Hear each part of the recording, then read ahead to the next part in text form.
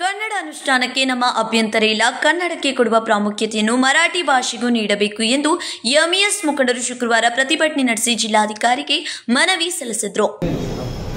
इसके पहले का ऑर्डर जो 1999 का ऑर्डर था, जो 1991 सेंसस के ऊपर बेस्ड था, will that prevail or not is the question. I have asked the government. But sir क्या हुआ है कि 1991 के सेंसस के आधार पे उन्होंने वो स्टेटमेंट इशू किया था। क्या हुआ सर, प्रतिनिधि पंजाब में तालुका नॉट बाइफर्केटेड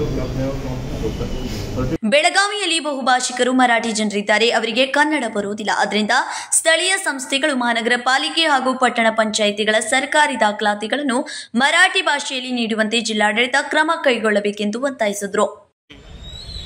बेळगाव शहरामध्ये जे स्थानिक स्वराज संस्था आहेत त्यांचा जे एक्झिक्युटिव्ह हेड आहेत, म्हणजे फॉर एक्झाम्पल कॉर्पोरेशन कमिशनर असू देत, जिल्हा पंचायतचे सीईओ असून देत, तेव्हा एखादा ग्रामपंचायतचे पीडीओ असून देत, ते गेल्या 1 महिन्यापासून ज्या वेळेला कन्नड प्राधिकरणाची बैठक बेळगावमध्ये झाली तेव्हापासून बेकायदेशीर कृत्य करत आहेत.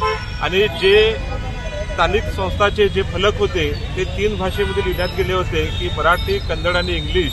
त्यातला तो मराठी मुद्दा ते बेकायदेशीर जे काढून टाकत आहेत, त्या विरोधात आम्ही आज जिल्हाधिकाऱ्यांना भेटण्यासाठी आलो होतो. वास्तविक जिल्हाधिकाऱ्यांना जाणीव करून दिली की कर्नाटकामध्ये Karnataka official language act local authorities 1981 पारित झाला आहे आणि त्या कायद्यानुसार कलम 2B नुसार एखाद्या प्रभागामध्ये आज मध्यवर्ती महाराष्ट्र एकीकरण समितीतर्फे जिल्हाधिकाऱ्यांना बेळगावात चाललेल्या कांदी सक्तीबद्दल, विशेषतः कॉर्पोरेशन आणि मराठी इंग्लिशमधले बोर्ड करून फक्त कांदी लिहायचं जे चाललं आहे त्याच्याबद्दल विरोधात निवेदन देण्यात आलं. त्यांना लिंग्विस्टिक मायनॉरिटीप्रमाणे आम्ही बेळगाव जिल्ह्यामध्ये 21% आहोत, त्यामुळे लिंग्विस्टिक मायनॉरिटीचे अधिकार आम्हाला मिळावेत या दृष्टीनं जे हक्क आहेत ते मिळावेत या दृष्टीनं निवेदन देण्यात आलं आहे. त्या दृष्टीनं DC काय म्हणाले की लिंग्विस्टिक मायनॉरिटी कमिशनरबरोबर जी मीटिंग झाली त्या मीटिंगमध्ये मी उघडपणे माझं मत सांगितलेलं आहे. परंतु ज्या सर्क्युलरप्रमाणे तुम्ही ही जी अंमलबजावणी मागतात ते सर्क्युलर गव्हर्नमेंटनं मागे घेतलं आहे, तेव्हा त्यांना मी प्रश्न केला. 2004ला ते सर्क्युलेशन मागून घेतलं आहे आणि मागे घेण्याचं कारण काय, सुधारणा करून योग्य अंमलबजावणी असं लिहिलं. एवढी 21 वर्ष लागतात काय, तर त्यावेळेला तो म्हणाला की आम्हाला टाईम लिमिट नसतं आहे. पण त्यांनी डेडलाईन्स दिले नाही तर आम्ही त्यांना डेडलाईन्स देतो आणि येत्या 10 दिवसामध्ये जर ही कन्नड सक्ती आली नाही तर आम्ही मोर्चाकडून आमच्या जाहीर भावना ज्या आहेत त्याचा उद्रेक झाला तर त्याची जबाबदारी मात्र प्रशासनावर राहील. आमच्या ज्येष्ठ नेत्यांनी ज्या पद्धतीने सांगितलं ही कन्नड सक्ती ही बेकायदेशीर आहे, ही संविधानिक नियमांचं उल्लंघन आहे, त्यामुळे ही तात्काळ थांबवावी आणि मराठीला सन्मान द्यावा अशा पद्धतीचं निवेदन देत असताना DC सांगतात की माझी भूमिका मी याआधी स्पष्ट केलेली आहे आणि मी माझ्या भूमिकेवर ठाम आहे. पण त्यांची ठाम भूमिका ही कुठेही प्रत्यक्षात कृतीत आणलेली दिसत नाही. त्यांची खरोखर मराठी भाषिकांच्या बाजूने भूमिका असेल, किंवा न्यायी भूमिका असेल तर त्यांनी ही तात्काळ कन्नड सक्ती थांबवावी आणि आम्हाला न्याय द्यावा अशी विनंती करतोय. त्यांनी सांगितलं की 2004चा कायदा हा मॉडिफिकेशनसाठी विड्रॉ करण्यात आलेला आहे. मग तो कायदा विड्रॉ करण्यात आलेला असेल,